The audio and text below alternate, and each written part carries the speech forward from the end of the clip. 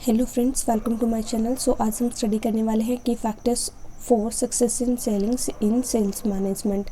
सो last video में हमने पढ़ा था कि सेलिंग का क्या मीनिंग है, क्या कैरेक्टरिस्टिक्स हैं एंड फंडामेंटल्स क्या हैं सेलिंग के, और ये हमारे जो उसी का नेक्स्ट पार्ट है जिसके अंदर हम की फैक्टर स्टडी करेंगे।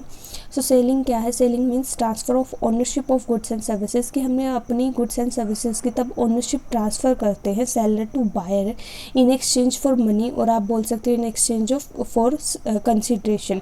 तो वो हमारी क्या हो जाती है? सेलिंग हो जाती है। किसी भी ऑर्गेनाइजेशन में सेलिंग बहुत इंपॉर्टेंट रोल प्ले करती है। सेलिंग क्या है?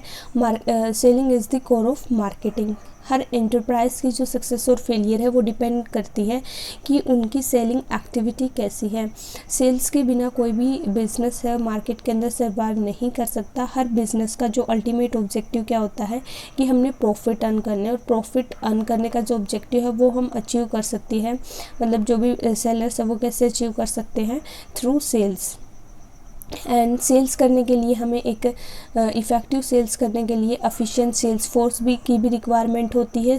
और जो हमारा सेलिंग टास्क है ये बहुत कॉम्प्लेक्स है अगर हम आज के टाइम पे देखें, क्योंकि कंपटीशन बहुत है।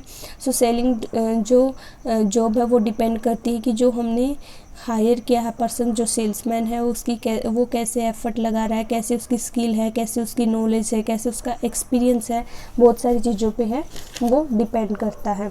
सो सेलिंग क्या है? कोर ऑफ मार्केटिंग है। यहाँ पे हम गुड्स एंड सर्विसेज का एक्सचेंज करते हैं for consideration, create demand and continuous activity है ये हमारी।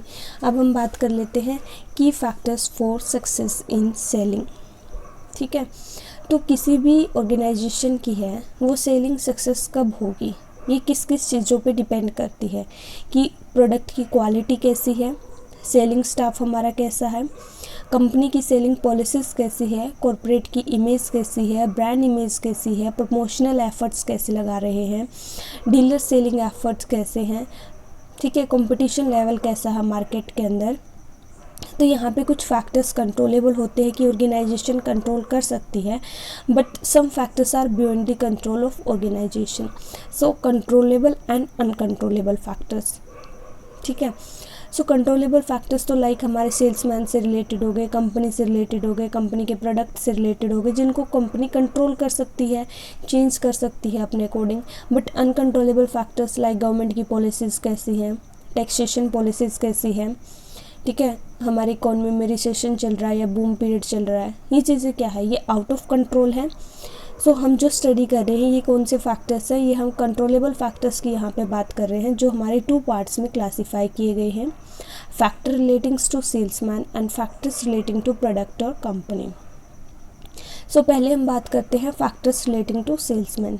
जो हमारा सेल्समैन है वो प्रोडक्ट को सेल अगर अच्छे से करता है, उसकी जो हम बोलें उसका एक्सपीरियंस अच्छा है, उसकी नॉलेज अच्छी है, तो वो एक वीक ऑर्गेनाइजेशन के एक लो क्वालिटी के प्रोडक्ट को भी सेल कर सकता है खुद के अपने एफर्ट से। सो जो हमारा गुड सेल्समैन है वो कैसा होना चाहिए? He should have physical, mental, social and moral qualities, कि दिखने में भी मतलब एक तरह से इम्पैक्ट पड़ता है कस्टमर्स पे कि जो हमारा सेल्समैन है उसकी फ़िज़िकल क्वालिटीज़ कैसी, वो कैसे दिख रहा है, कैसे वो बात कर रहा है, उसकी मॉरल वैल्यूज़ कैसी हैं, ठीक है, कैसे वो सोच रहा है, ये भी ना हो। उसकी मेंटल क्वालिटीज़ भी अच्छी होनी चाहिए, ये नहीं है कि उसको कोई भी बेवकूफ़ बना दे, है ना, कि उसके अंदर उसको पता हो कि मुझे कस्टमर को कैसे अट्रैक्ट करना है, कैसे उसको कस्टमर्स के अकॉर्डिंग उसने बात करनी है, ठीक है, ये चीज़ उसको पता होनी चाहिए। देन है कि उसको प्रोडक्ट की नॉलेज होनी चाहिए कि जो वो प्रोडक्ट बेचने जा रहा है कस्टमर के पास वो प्रोडक्ट है क्या एक्चुअल में। कंपनी के बारे में पता होना चाहिए, प्रोडक्ट के बारे में पता होना चाहिए, क्या क्या वो मिला हुआ उसके अंदर, कैसे वो बनाया गया है, क्या क्या उसके यूजेस है, कैसे उसको यूज़ करना है। देन कस्टमर्स के बारे में पता होना चाहिए, जिस भी कस्टमर से वो मीट कर रहा है कि भी उसको क्या चीज़, वो उसका जो बाय करने का गोल क्या है, ताकि हम उसके अकॉर्डिंग अपने जो है उससे बात करें और उसको अट्रैक्ट करें। मार्केट की नॉलेज होनी चाहिए, जो हमारे कंपिटिटर प्रोडक्ट हैं उनके बारे में भी पता होना चाहिए कि कौन कौन से हैं, कैसे हम अपने प्रोडक्ट को बेस्ट दिखा सकते हैं। देन उसकी कम्युनिकेशन स्किल्स इफ़ेक्टिव होनी चाहिए, जो भी वो जॉब, अगर वो सेलिंग जॉब कर रहा था उसके अंदर इंटरेस्ट होना चाहिए, ना कि वो मन मार के अपना काम कर रहा है। किसी भी चीज़ में अगर हमारा इंटरेस्ट होगा तो हम वो काम अच्छे से नहीं कर पाएंगे। देन है पॉजिटिव होना चाहिए, positive and optimistic outlook.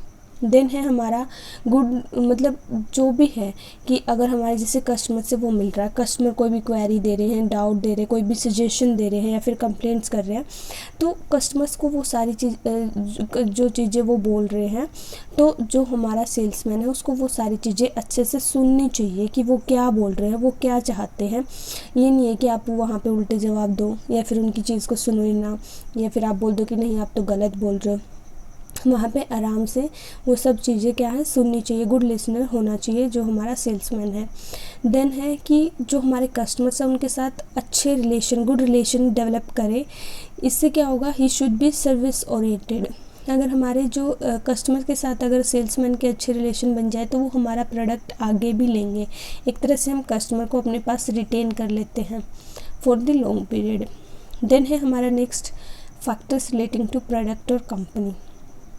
First हमारा the product should be good quality, कि हम जो भी प्रोडक्ट बना रहे हैं वो गुड क्वालिटी का होना चाहिए कि अगर लोग उसको यूज़ करें तो आगे भी उसको यूज़ करना चाहिए, क्योंकि तब वो प्रोडक्ट को यूज़ करेंगे और अगर उसकी क्वालिटी अच्छी लगेगी तो ऑब्वियस सी बात है फ्यूचर में भी वही प्रोडक्ट वो लेंगे। देन है जो हमारे प्रोडक्ट का प्राइस है वो रिजनेबल होना चाहिए, ना तो ज़्यादा हाई होना चाहिए, ना तो हम कंपनी इतना रखेगी कि भाई उनकी कॉस्ट भी ना कवर हो। हर कंपनी कुछ ना कुछ प्रॉफिट तो ऑब्वियस सी बात है अर्न करेगी, बट ये भी नहीं कि आप बिल्कुल ही प्राइस हाई कर दो। रीज़नेबल प्राइस होना चाहिए जिससे कस्टमर उसको परचेज़ कर सके। देन है हमारा आफ्टर सेल सर्विसेज। अगर कस्टमर्स को आफ्टर सेल सर्विसेज प्रोवाइड करवाई जाती है तो इससे कस्टमर्स अट्रैक्ट होते हैं, एक तरह से पॉजिटिव इफेक्ट पड़ता है हमारी कंपनी का कस्टमर्स पे। लाइक हम आर तब लगवाते तो आर की 1-2 सर्विसेज हमें फ्री में दी जाती है, तो इससे क्या होता है कि कस्टमर्स को अच्छा लगता है, उनके साथ गुड रिलेशन भी बनते हैं। देन है हमारा the packaging of the product should be attractive, convenient and easy to carry. जो हमारी पैकेजिंग है ना प्रोडक्ट की, बहुत इंपॉर्टेंट रोल प्ले करती है।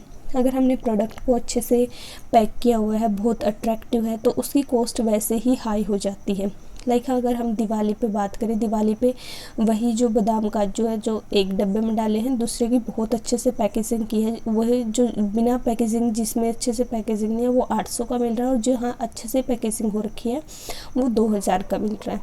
सो पैकेजिंग से क्या होता है, अट्रैक्ट होते हैं लोग वहाँ पे। हमारी जो कॉस्ट को भी, जो उसका प्राइस है प्राइस को भी हम इंक्रीज़ कर सकते हैं। कन्वीनियंट होता है, अगर जो भी हम पैकेजिंग कर रहे हैं वो इजी टू कैरी होनी चाहिए कि आराम से जो है जो भी उसको परचेज़ कर रहा है वो इजीली कैरी उसको कर सके। देन है अट्रैक्टिव कमीशन, यानी जो डीलर है उनको हमें अट्रैक्टिव कमीशन देना चाहिए, ठीक है, जिससे क्या होगा कि वो अपने एफर्ट्स ज़्यादा लगाएंगे, अपना बेस्ट देंगे सेलिंग करने में।